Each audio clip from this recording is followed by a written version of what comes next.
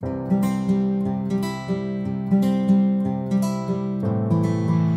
bismillahirrahmanirrahim. Assalamualaikum warahmatullahi wabarakatuh. Kami dari kelompok 1 Teknik Informatika Universitas Pelita Bangsa. Ya, oke, pada presentasi kali ini kita akan mempresentasikan tentang wawasan nasional. Ya, di sini kami beranggotakan 6 orang. Yang pertama saya sendiri, Muhammad Rizky. Yang kedua, Galang Sofyan. Yang ketiga, Muhammad Soni Hidayatullah. Yang keempat, Muhammad Nabil Kurnia. Yang kelima, Adi Darmawan. Yang keenam, Doni Saputra. Oke, mari kita saksikan pembahasannya. Oke, assalamualaikum warahmatullahi wabarakatuh. Ya, perkenalkan, nama saya Muhammad Soni Hidayatullah. Yang akan saya jelaskan yaitu pengantar wawasan Nusantara. Ya. Wawasan Nusantara adalah cara pandang dan sikap bangsa Indonesia terhadap diri dan lingkungannya yang didasarkan pada Pancasila dan UUD 1945 dengan mengutamakan kesatuan wilayah dan menghargai kebinekaan dalam rangka mewujudkan tujuan nasional. Oke. Di dalam wawasan Nusantara ini tujuannya yang pertama yaitu menjamin persatuan dan kesatuan bangsa dalam berbagai aspek kehidupan, mewujudkan keadilan dan kesejahteraan bagi seluruh rakyat Indonesia, menjaga integrasi nasional dan memperkokoh kedaulatan negara. Wawasan Nusantara tersebut sebagai panduan motivasi dan dorongan dalam menciptakan kebijakan nasional. Ya. Wawasan ini harus tercermin dalam kehidupan sehari-hari masyarakat dan aparatur negara, misalnya dalam bentuk toleransi antar suku, agama, dan budaya. Prioritas pada kepentingan nasional di atas kepentingan kelompok, memanfaatkan kekayaan alam yang adil dan berkelanjutan. Oke, selanjutnya akan diterangkan oleh rekan saya. Oke, ya selanjutnya ada hakikat dan tujuan wawasan Nusantara.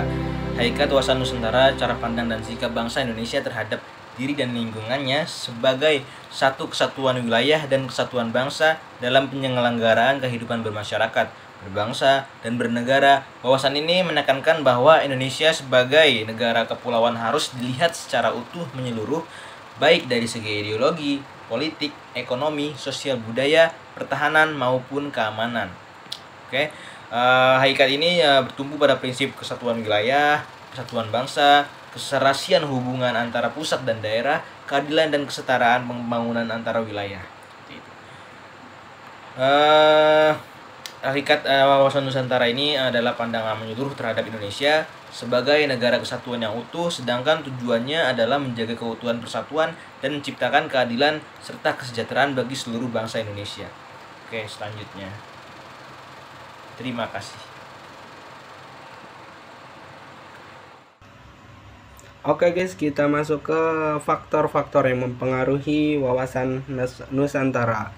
Ya, faktornya itu dibagi dua menjadi, yang pertama ada faktor internal dan faktor eksternal.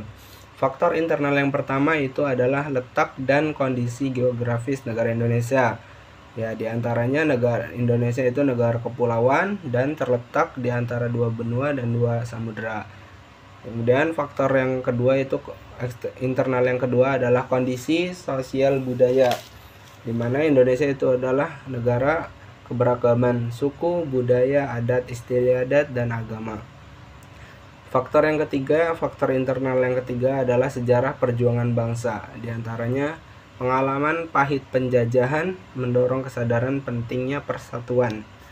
Nah, faktor yang keempat, faktor internal keempat yaitu kondisi ekonomi. Ya, diantaranya perbedaan tingkat kesejahteraan antar wilayah, masalah kemiskinan, pengangguran, dan distribusi kekayaan yang tidak merata. Nah, selanjutnya faktor internal yang kelima adalah kondisi politik dan pemerintahan. Ya, diantaranya stabilitas politik yang mendukung integrasi nasional, penegakan hukum yang adil dan merata, efektivitas pemerintahan pusat dan daerah. Kemudian selanjutnya masuk ke faktor eksternalnya. Faktor yang eksternal pertama itu adalah globalisasi, yang dimana meningkatnya arus informasi, perdagangan, budaya, dan teknologi. Yang faktor eksternal yang kedua itu ada adalah kemajuan teknologi informasi, ya, dimana informasi global sangat mudah diakses internet maupun sosial media. Penyebaran ideologi asing atau berita bohong atau hoax dapat memicu perpecahan. Ya. Selanjutnya, faktor eksternal yang ketiga adalah kemajuan teknologi informasi. Di antaranya informasi global sangat mudah diakses, ya, sama seperti tadi. Ini ya, faktor eksternal yang ketiga itu adalah pengaruh politik luar negeri. Ya, di antaranya campur tangan asing dalam urusan dalam negeri, misalnya dalam konflik politik atau ekonomi. Ya, itu sering terjadi. Di antaranya lagi ada kebijakan luar negeri negara lain yang berdampak langsung pada Indonesia. Terus faktor eksternal yang keempat adalah persaingan ekonomi global. Ya, di antaranya liberalisasi ekonomi dunia menuntut daya saing tinggi, ketergantungan pada produk atau investasi asing dapat melemahkan kedaulatan ekonomi Indonesia. Yang terakhir, faktor eksternalnya ada ancaman keamanan internasional. Di antaranya itu ada terorisme lintas negara, kejahatan cyber, perdagangan manusia, dan narkotika. Selanjutnya ada itu ketergantungan geopolitik di kawasan Asia Tenggara dan Indo-Pasifik. Ya, oke, mungkin itu saja. Next. Dasar pemikiran dan kepentingan nasional. Dasar pemikiran nasional adalah landasan berpikir dalam menentukan arah dan tujuan bangsa, seperti Pancasila dan Undang-Undang Dasar 1945. Kepentingan nasional adalah hal-hal yang penting yang harus dijaga untuk kemajuan dan keselamatan negara, seperti keamanan, kesejahteraan, dan persatuan. Materi selanjutnya, wawasan Nusantara dalam peraturan perundang-undangan. Secara hierarkis, landasan hukum yang mengukuhkan wawasan Nusantara dapat diuraikan sebagai berikut.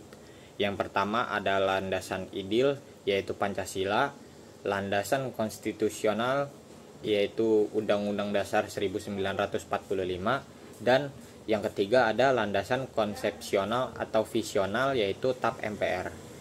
Nah, kemudian konsep wawasan Nusantara dijabarkan lebih lanjut ke dalam berbagai undang-undang yang mengatur berbagai aspek spesifik kehidupan bernegara, yaitu yang pertama ada pengakuan internasional dan hukum laut pada Deklarasi Juanda 1957 dan Undang-Undang Nomor 17 Tahun 1985. Lalu yang kedua ada Undang-Undang Bidang Pertahanan dan Keamanan yang dijelaskan pada UU Nomor 3 Tahun 2002, dan yang ketiga ada Undang-Undang Bidang Penataan Ruang, Undang-Undang Nomor 26 Tahun 2007, 4 Undang-Undang Bidang Kelautan, Undang-Undang Nomor 32 Tahun 2014, dan yang kelima ada Undang-Undang Bidang Pemerintahan Daerah, yaitu Undang-Undang Nomor 23 Tahun 2014. Implementasi wawasan Nusantara dalam pembangunan nasional. Yang pertama ada di bidang politik. Wawasan Nusantara itu bisa meningkatkan partisipasi masyarakat dalam pemilu dan pemerintahan, serta menjaga kedaulatan wilayah melalui diplomasi dan pertahanan nasional. Yang kedua ada dalam bidang ekonomi. Pembangunan infrastruktur merata seperti seperti tol laut, jalan perbatasan, dan bandara di daerah tertinggal, serta mendorong pertumbuhan ekonomi daerah melalui UMKM dan investasi lokal. Yang ketiga ada bidang sosial budaya, penguatan pendidikan, karakter dan nilai kebangsaan di sekolah, atau bisa pelestarian budaya daerah sebagai bagian dari identitas nasional. Yang keempat ada bidang pertahanan dan keamanan, penempatan pasukan di wilayah strategis untuk menjaga kedaulatan negara, serta peningkatan kesadaran bela negara bagi masyarakat sipil. Untuk materi selanjutnya akan disampaikan oleh teman saya. Kesimpulan adalah wawasan Nusantara penting untuk keutuhan bangsa. Memerlukan partisipasi aktif dari semua warga negara. Pelaksanaan wawasan Nusantara memerlukan kesadaran kolektif dalam menjaga persatuan, menghadapi tantangan global, serta mempraktikkan perilaku yang mendukung kesatuan bangsa.